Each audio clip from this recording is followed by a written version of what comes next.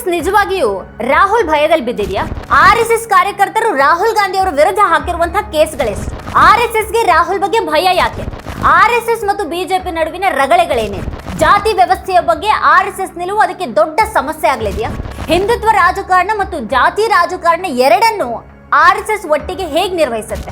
RSS ರಾಹುಲ್ರನ್ನ ಸೋಲಿಸಬಹುದಾ? ಜಾತಿ ರಾಜಕಾರಣ ಆರ್ಎಸ್ಎಸ್ಗೆ ಯಾಕೆ ಅಪಾಯಕಾರಿ? ವಿಎಚ್ಪಿ ಅಂತ ಆರ್ಎಸ್ಎಸ್ನ ಇತರ ಸಂಘಟನೆಗಳು ಯಾಕೆ ಈಗ ಪ್ರಭಾವಶಾಲಿಯಾಗಿಲ್ಲ? ಆರ್ಎಸ್ಎಸ್ ಮತ್ತದರ ಸಿದ್ಧಾಂತದ ಅಂತ್ಯ 2024ರಿಂದಲೇ ಶುರುವಾಗಲಿದೆಯಾ? ಆರ್ಎಸ್ಎಸ್ ಕಟ್ಟಿದಂತಹ ಸೋಷಿಯಲ್ ಇಂಜಿನಿಯರಿಂಗ್ ಅನ್ನ ಪ್ರಧಾನಿ ಮೋದಿನೇ ಕೊನೆಗಾಣಿಸಿದ್ರ? ಜಾತಿ ಗಣತಿ ಹಾಗೂ ಮೀಸಲಾತಿ ಇವೆರಡೂ ಬಿಜೆಪಿ ಹಾಗೂ ಆರ್ಎಸ್ಎಸ್ಗೆ ಹೇಗೆ ಅತಿ ದೊಡ್ಡ ಸವಾಲಾಗಿ ಪರಿಣಮಿಸಿವೆ ಹಾಗೂ ಇವೆರಡನ್ನ ಅವ್ರು ಯಾವ ರೀತಿ ನಿಭಾಯಿಸಬಹುದು ಅನ್ನೋದ್ರ ಬಗ್ಗೆ ಇವತ್ತಿನ ವಿಡಿಯೋದಲ್ಲಿ ನಿಮಗೆ ಹೇಳ್ತೀವಿ. ಆದ್ರೆ ಅದಕ್ಕೂ ಮುನ್ನ ನೀವಿನ್ನು ನಮ್ಮ ಚಾನಲ್ನ ಸಬ್ಸ್ಕ್ರೈಬ್ ಮಾಡಿಲ್ಲ ಅಂತ ಅಂದ್ರೆ ಈಗಲೇ ಈ ವಿಡಿಯೋದ ಕೆಳಗೆ ಕಾಣ್ತಾ ಇರುವಂಥ ಸಬ್ಸ್ಕ್ರೈಬ್ ಬಟನ್ ಹಾಗೆ ಪಕ್ಕದಲ್ಲಿರುವಂಥ ಬೆಲ್ ಐಕನ್ನ ಪ್ರೆಸ್ ಮಾಡಿ ನಮ್ಮನ್ನ ಪ್ರೋತ್ಸಾಹಿಸಿ. ನಿಮಗೆ ಈ ವಿಡಿಯೋ ಇಷ್ಟ ಆದ್ರೆ ಲೈಕ್ ಮಾಡಿ, ಹಾಗೆ ಕೆಳಗೆ ನಿಮ್ಮ ಅಭಿಪ್ರಾಯವನ್ನು ಕಮೆಂಟ್ ಮಾಡಿ, ಹಾಗೂ ಈ ವಿಡಿಯೋವನ್ನು ನಿಮ್ಮ ಬಂಧು ಮಿತ್ರರಿಗೆ ವಾಟ್ಸ್ಆ್ಯಪ್ನಲ್ಲಿ ಶೇರ್ ಮಾಡಿ.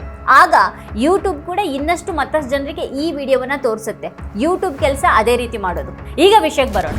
ಕಾಂಗ್ರೆಸ್ನಲ್ಲಿ ಯುಪಿಯಲ್ಲಿ ಆರ್ಎಸ್ಎಸ್ ವಿರುದ್ಧ ನೇರ ಸಮರ ಸಾರಿರುವಂತಹ ಏಕೈಕ ನಾಯಕ ಅಂತಂದ್ರೆ ಅದು ರಾಹುಲ್ ಗಾಂಧಿ. ಇದೇ ಮಾತನ್ನು ಅವ್ರ ಪಕ್ಷ ಕಾಂಗ್ರೆಸ್ ಬಗ್ಗೆನೂ ಹೇಳೋಕ್ಕಾಗಲ್ಲ. ಆದರೆ ರಾಹುಲ್ ಗಾಂಧಿ ಮಾತ್ರ ನೇರವಾಗಿ, ಸ್ಪಷ್ಟವಾಗಿ, ನಿರ್ಭೀತಿಯಿಂದ ಆರ್ಎಸ್ಎಸ್ ಹಾಗೂ ಅದರ ಸಿದ್ಧಾಂತವನ್ನು ಎದುರು ಹಾಕೊಂಡಿದ್ದಾರೆ. ರಾಹುಲ್ ಗಾಂಧಿ ಅವರನ್ನ ಮಣಿಸೋದಿಕ್ಕೆ ಯಾವ್ಯಾವ ರೂಪದಲ್ಲಿ ಅವರಿಗೆ ಆರ್ಎಸ್ಎಸ್ ಮುಖಾಮುಖಿ ಆಗ್ತಾ ಇದೆ ಅಂತ ನೋಡಿದ್ರೆ ಅದು ಹಾಕಿರುವಂತಹ ಡಜನ್ ಗಟ್ಟಲೆ ಕೇಸ್ಗಳನ್ನು ನಾವು ಕಾಣ್ತೀವಿ. ಆರ್ಎಸ್ಎಸ್ ಕಾರ್ಯಕರ್ತರು ವಿವಿಧ ವಿಷಯಗಳಲ್ಲಿ ರಾಹುಲ್ ಅವರ ವಿರುದ್ಧ ಕೇಸನ್ನು ದಾಖಲಿಸಿದ್ದಾರೆ. ಆದರೆ ರಾಹುಲ್ ತಮ್ಮ ವಿಚಾರಗಳ ಮೂಲಕನೇ ಆರ್ಎಸ್ಎಸ್ಗೆ ಮುಖಾಮುಖಿ ಆಗ್ತಿದ್ದಾರೆ. ಅವರು ವಾಗ್ದಾಳಿಗಳನ್ನು ನೆಪವಾಗಿಟ್ಕೊಂಡು ದೇಶದ ವಿವಿಧ ನ್ಯಾಯಾಲಯಗಳಲ್ಲಿ ಆರ್ಎಸ್ಎಸ್ ಕಾರ್ಯಕರ್ತರು ಮಾನನಷ್ಟ ಮೊಕದ್ದಮೆಗಳನ್ನು ಹೂಡಿರೋದಿದೆ. ಅಸ್ಸಾಂನ ಕಾಮರೂಪ, ಮಹಾರಾಷ್ಟ್ರದ ಭೀವಂಡಿ, ಬಾಂದ್ರಾ ಮತ್ತು ಥಾಣೆಗಳಲ್ಲಿ ರಾಹುಲ್ ವಿರುದ್ಧದ ಪ್ರಕರಣಗಳು ನಡೀತಾ ಇವೆ. ಸುಮಾರು 16 ಕೇಸುಗಳು ದೇಶದ ವಿವಿಧೆಡೆಯ ನ್ಯಾಯಾಲಯಗಳಲ್ಲಿ ರಾಹುಲ್ ವಿರುದ್ಧ ನಡೆದಿವೆ. ಇನ್ನು ಮೋದಿ, ಅಮಿತ್ ಶಾ ಹೆಸರಿಗೆ ಸಂಬಂಧಿಸಿದಂತೆ ರಾಹುಲ್ ಮೇಲೆ ಹಾಕಿರುವಂತಹ ಕೇಸ್ಗಳು ಡಜನ್ಗಿಂತಾನೂ ಹೆಚ್ಚಿವೆ. ಬಿಜೆಪಿ ಮತ್ತು ಆರ್ಎಸ್ಎಸ್ ರಾಜಕಾರಣವನ್ನ ಹಿಂದುತ್ವ, ಮಂದಿರ ಇತ್ಯಾದಿಗಳ ಜೊತೆಗೆ ತಳಕು ಹಾಕಿರುವಾಗ ಆರ್ಎಸ್ಎಸ್ ವಿಚಾರಧಾರೆ ಅಪಾಯಕಾರಿ, ಅದು ಈ ದೇಶವನ್ನ ಹಾಳು ಮಾಡುತ್ತೆ ಅಂತ ರಾಹುಲ್ ಪ್ರತಿಪಾದಿಸ್ತಾ ಇದ್ದಾರೆ. ಆದರೆ 2025ರಲ್ಲಿ ಆರ್ಎಸ್ಎಸ್ಗೆ 100 ವರ್ಷ ತುಂಬುತ್ತಾ ಇರುವಾಗ ಅದು ಹಿಂದುತ್ವ, ಮಂದಿರ ಇತ್ಯಾದಿಗಳಿಗೆ ಹೊರತಾದಂಥ ರಾಜಕೀಯಕ್ಕೆ ಈಗ ಮುಂದಾಗಿದೆ. ಹೀಗಾಗಿನೇ ಕೇರಳದಲ್ಲಿ ಶನಿವಾರ ಶುರುವಾಗಿರುವಂತಹ ಆರ್ಎಸ್ಎಸ್ ಬೈಠಕ್ನಲ್ಲಿ ಹಿಂದುತ್ವದ ವಿಚಾರವನ್ನ ಬದಿಗಿಟ್ಟು ಜಾತಿ ಜನಗಣತಿ ವಿಚಾರವನ್ನ ಎತ್ಕೊಳ್ಳಲಾಗಿದೆ. ಈ ಮಹತ್ವದ ಬದಲಾವಣೆಗೆ ಮುಖ್ಯ ಕಾರಣ ಅಂತಂದ್ರೆ ರಾಹುಲ್ ಗಾಂಧಿ ಅವರು. ಆರ್ಎಸ್ಎಸ್ ಹಿಂದುತ್ವದ ವಿಚಾರಕ್ಕಿಂತ ಹೆಚ್ಚು ಜಾತಿ ಜನಗಣತಿಯ ವಿಚಾರವನ್ನ ಮಾತನಾಡುವ ಹಾಗೆ ಅದ್ರ ಬಗ್ಗೆ ಚರ್ಚೆ ಮಾಡೋ ಹಾಗೆ ಮಾಡಿದ್ದು ರಾಹುಲ್ ಗಾಂಧಿ ಅವರು. ಬಿಜೆಪಿಯ ಮಿತ್ರ ಪಕ್ಷಗಳು ಕೂಡ ಜಾತಿ ಜನಗಣತಿಯನ್ನ ಬದಿಗೆ ಸರಿಸಿರುವಂತಹ ಯೋಚನೆಯನ್ನ ಒಪ್ಪಲಾರು ಅನ್ನೋದು ನಿಜ. ಇಲ್ಲಿ ಮೋದಿ ಮತ್ತು ಶಾ ಇಬ್ಬರು ಜಾತಿ ರಾಜಕಾರಣಕ್ಕೆ ಹೊರತಾದಂತಹ ತಂತ್ರದಿಂದ ಬಿಜೆಪಿ ಮತಗಳನ್ನ ಸೆಳೀತಾ ಇದ್ರು. ಆದ್ರೆ ಈಗ ಆರ್ಎಸ್ಎಸ್ ಎದುರು ಭೀತಿ ಇದೆ, ಸವಾಲುಗಳು ಕಾಡ್ತಾ ಇವೆ. ಚುನಾವಣೆಗೆ ಇಳಿಯೋದಕ್ಕೆ ಹಿಂದುತ್ವದ ಅಜೆಂಡಾ ಬೇಕನ್ನೋದು ಆರ್ಎಸ್ಎಸ್ ನಿಲುವು.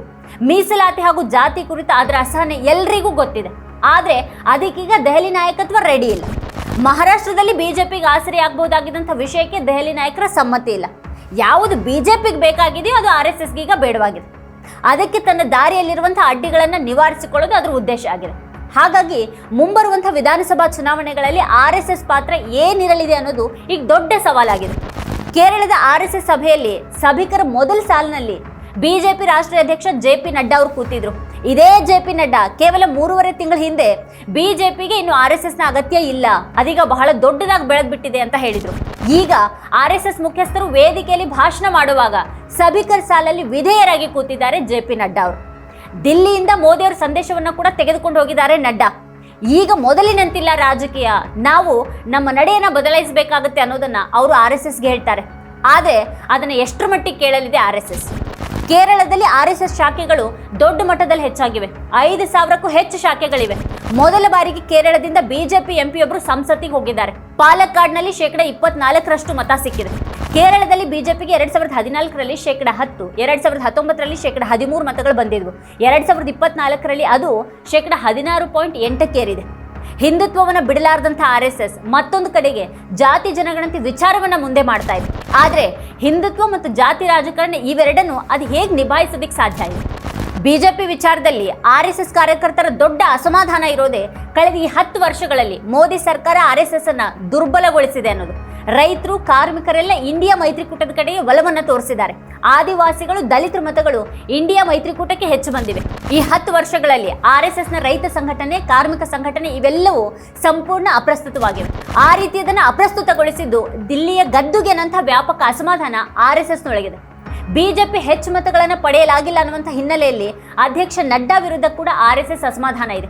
ಜಾತಿ ಗಣತಿ ಅಷ್ಟೇ ದೊಡ್ಡ ವಿಷಯ ಈಗ ಬಿಜೆಪಿ ರಾಷ್ಟ್ರೀಯ ಅಧ್ಯಕ್ಷರ ನೇಮಕ ಕುರಿತದ್ದಾಗಿದೆ. RSSಗೆ ತನ್ನ ಇಶಾರೆಗೆ ತಕ್ಕ ಹಾಗೆ ಪಕ್ಷ ನಡೆಸುವವರು ಆ ಹುದ್ದೆಯಲ್ಲಿ ಬೇಕಾಗಿದ್ದಾರೆ. ಆದರೆ ಅದಾಗೋದಿಲ್ಲ ಅಂತ ದಿಲ್ಲಿ ಗದ್ದುಗೆ ಹೇಳ್ತಾ ಇದೆ. ಎಲ್ಲ ಉಳಿಯೋದು ಅಧಿಕಾರ ಉಳಿದ್ರೆ ಮಾತ್ರ. ಅದಕ್ಕೆ ನೀವು ಸರ್ಕಾರದ ಜೊತೆಗೆ ಸಮನ್ವಯದಲ್ಲಿ ಸಾಗುವವರನ್ನೇ ಪಕ್ಷದ ಅಧ್ಯಕ್ಷರಾಗಿ ಮಾಡಬೇಕಾಗತ್ತೆ, ಖಟ್ಟರ್ ಸ್ವಯಂ ಸೇವಕನನ್ನ ಅಲ್ಲ ಅಂತ ದಿಲ್ಲಿ ಗದ್ದುಗೆ RSSಗೆ ಹೇಳ್ತಾ ಇದೆ. ಆದರೆ ಚುನಾವಣೆಯಲ್ಲಿ ಕಡಿಮೆ ಮತ, ಕಡಿಮೆ ಸೀಟ್ ಗಳಿಸಿರುವಂಥ ನೀವು ಈಗ ಇಂಥವರೇ ರಾಷ್ಟ್ರೀಯ ಅಧ್ಯಕ್ಷರಾಗಬೇಕು, ಇಂಥದ್ದೇ ನಮ್ಮ ರಾಜಕೀಯ ನಿಲುವಾಗಬೇಕು ಅಂತ ಹೇಳೋದು ಹೇಗೆ ಸಾಧ್ಯ ಅಂತ RSS ಈಗ ಬಿಜೆಪಿಯನ್ನ ಕೇಳ್ತಾ ಇದೆ.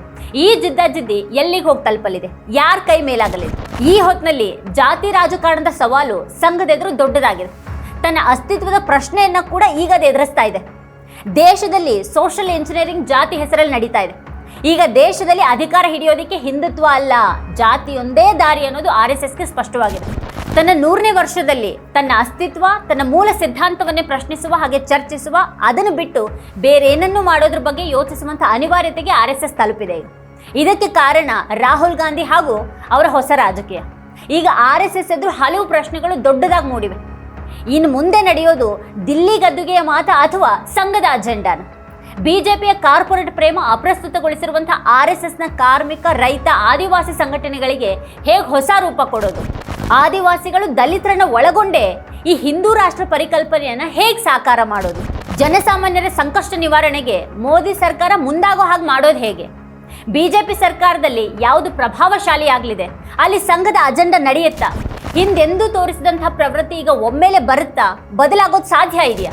ಇವೆಲ್ಲವೂ ಈಗ ಬರಲಿರುವಂತಹ ಚುನಾವಣೆಗಳಲ್ಲಿ ಪ್ರಭಾವ ಬೀರಲಿವೆಯಾ? ಮತ್ತು ಚುನಾವಣೆಗಳಲ್ಲಿ RSS ಪಾತ್ರ ಏನಿರಲಿದೆ? ಇದೆಲ್ಲದಕ್ಕಿಂತ ಮುಖ್ಯವಾಗಿ ಈ ಪರಿಸ್ಥಿತಿ ನಿರ್ಮಾಣ ಆಗೋದಕ್ಕೆ ಕಾರಣ ಯಾರು? ಪ್ರಧಾನಿ ಮೋದಿ ಅವರು ಇದಕ್ಕೆ ಕಾರಣರಾದ್ರ? ಸಂಘದ ಎದುರಿರುವಂಥ ರಾಹುಲ್ ಭಯ್ಯ ಹೇಗೆ ಚುನಾವಣೆಗಳಲ್ಲಿಯೂ ಅದಕ್ಕೆ ಸವಾಲಾಗಿ ಪರಿಣಮಿಸಲಿದೆ? RSSನ ನಾಳೆಗಳನ್ನು ನಿರ್ಧಾರ ಮಾಡಲಿರುವಂತಹ ಈ ಎಲ್ಲ ಪ್ರಶ್ನೆಗಳಿಗೆ ಕೇರಳದಲ್ಲಿ ಇವತ್ತು ಸಂಜೆಯೊಳಗೆ ಉತ್ತರ ಕಂಡುಕೊಳ್ಳುವಂಥ ಯತ್ನ RSSನದ್ದಾಗಲಿದೆ. ಇದೇ ಈ ಹೊತ್ತಿನ ಸ್ಪೆಷಲ್. ನೋಡ್ತಾ ಇರಿ ವಾರ್ತಾ ಭಾರತಿ. ನೀವಿನ್ನು ವಾರ್ತಾ ಭಾರತಿ ಯೂಟ್ಯೂಬ್ ಚಾನಲ್ನ ಸಬ್ಸ್ಕ್ರೈಬ್ ಮಾಡಿಲ್ಲ ಅಂತಂದರೆ ಈಗಲೇ ಈ ವಿಡಿಯೋದ ಕೆಳಗೆ ಕಾಣ್ತಾ ಇರುವಂಥ ಸಬ್ಸ್ಕ್ರೈಬ್ ಬಟನ್ ಹಾಗೆ ಪಕ್ಕದಲ್ಲಿರುವಂಥ ಬೆಲ್ ಐಕಾನ್ನ ಪ್ರೆಸ್ ಮಾಡಿ ನಮ್ಮನ್ನು ಬೆಂಬಲಿಸಿ.